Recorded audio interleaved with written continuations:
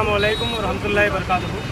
ఈరోజు డాక్టర్ బాబాసాహెబ్ అంబేద్కర్ గారి 134వ జయంతి సందర్భంగా ఈరోజు మనం ఆయన విగ్రహానికి పూలమాల వేసి గౌరవించడం జరిగింది।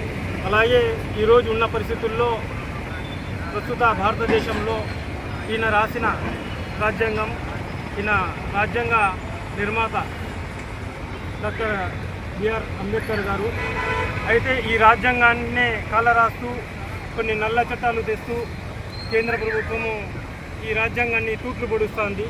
దానికి మేము ఒకటే సమాధానం చెప్తున్నాము।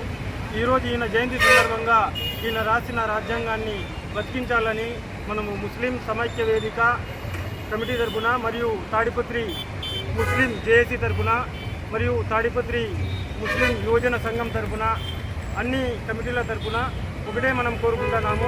ఈ యొక్క రాజ్యాంగాన్ని బతికించవలసిందిగా మనము కేంద్ర ప్రభుత్వాన్ని కోరుతున్నాము। అలాగే భారతదేశంలో ఉన్న ప్రతి ఒక్క పౌరునికి ఈ యొక్క రాజ్యాంగాన్ని బతికించాల్సిన అవసరం ఎంతైనా ఉందని ఈ సభాముఖంగా మనం తెలియజేసుకుంటున్నాం।